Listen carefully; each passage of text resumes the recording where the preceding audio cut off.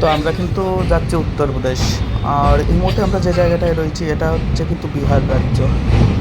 আর বিহার রাজ্য ঢোকার পর আমরা কিন্তু এই ব্রিজটা পেলাম। এই দেখুন, অনেকগুলো ব্রিজ, এইদিকে বিশাল সব বড় কটা মাপের ব্রিজ একটি নদী। এরকম তিনটা চারটা ব্রিজ একদিকে। কোন নদী আমি কিন্তু আন্দাজ হ্যাঁ? করতে পারছি না, ও, তবে আরেকটা।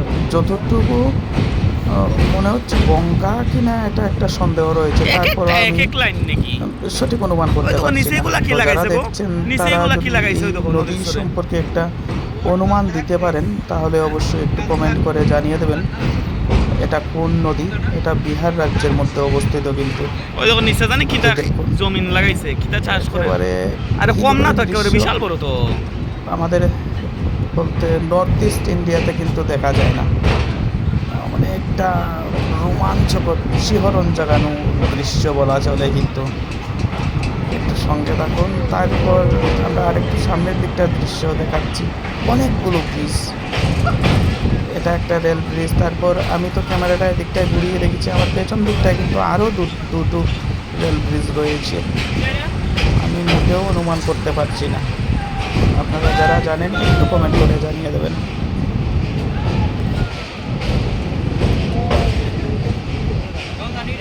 কি আর গঙ্গায় দিকে এই তো কি আর? হ্যাঁ, গঙ্গায় দিকে এই তো কই? দূর গঙ্গা না, গঙ্গায় দিকে কই এই তো?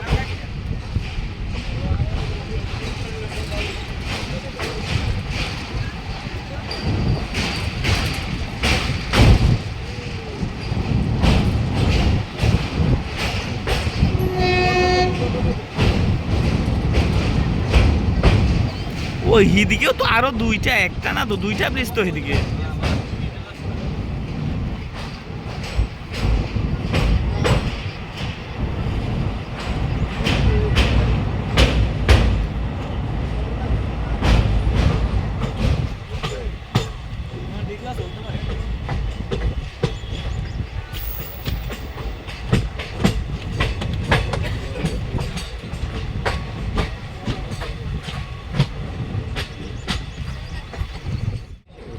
কত বড় এটা?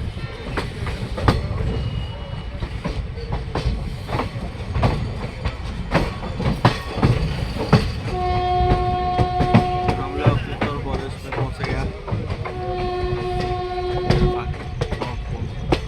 পুরো গাছটার মধ্যে বক, পুরো গাছটার মধ্যে পুরো বক। হ্যাঁ,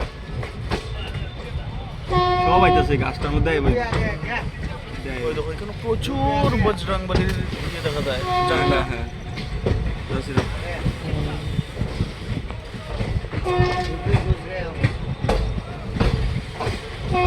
এই গাছের গুরুত্ব কেউ যাইতে পারবো মনে হয় না। লাইট সাদা, দেওয়া বড় হ্যাঁ, হ্যাঁ, পুরো সাদা। বক, বটকল সব আছে। ওই বটকল আপনাদের গেলে বটকল দেখাইবার লেগে পাগল হয়ে যাবে। ওই দেখো কত বড় জংশন।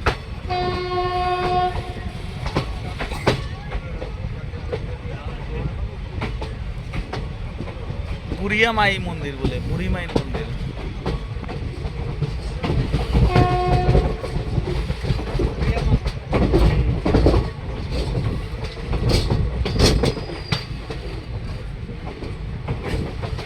भाभी जी ये कौन सा जगह है? ये उत्तर प्रदेश का है। দিবু তো একটু ধনী, চাকরি টাকরি করে, চেহারা সুন্দর যদি। একটু মানে মডার্ন মডার্ন মানুষ দেখা যাইতেছে। চাপড়া জাংশন, চাপড়া। হ্যাঁ, এই এনের লেখা এটা কিতা, কিতা লেখা?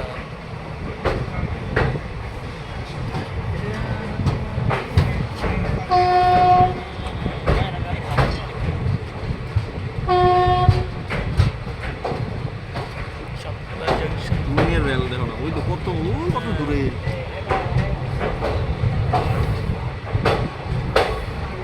কিন্তু আমরা যেন দাঁড়াবো, আমরা দুটো প্লেটফর্ম। না, এটা পাওয়া যাবে গুয়াহাটির মতো পাওয়া যাবে। চাপড়া জাংশন।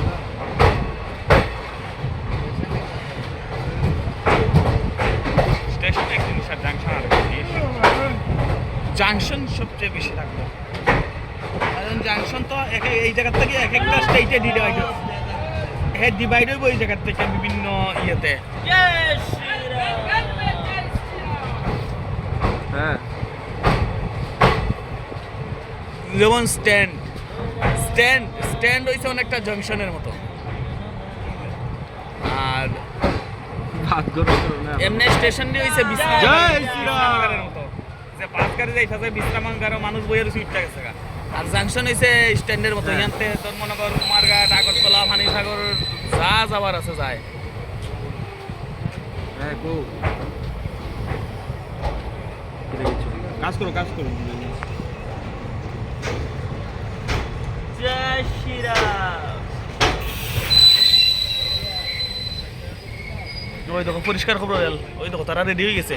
পরিষ্কার জল ঢুকে জল ঢুকাইব, ও জল ঢুকাইব না ইয়া তোমার ইয়ে, কিন্তু ফ্লাইটও তো সেম, ফ্লাইট নাম্বার আগে না নি, তারা যারও মরো লইয়া রেডি হয়ে জায়গা ফ্লাইট পরিষ্কার করার লেগা। হ্যাঁ হ্যাঁ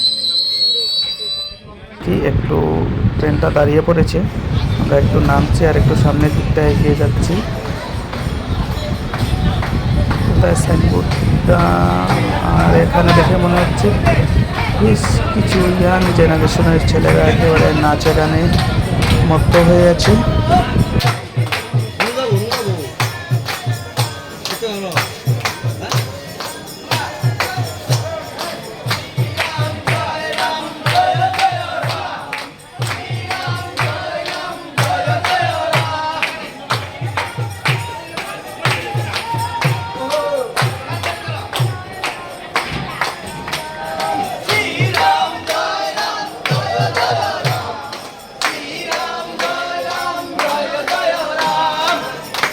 লাইট জ্বালাই দিছে তারা আমরা দেখা।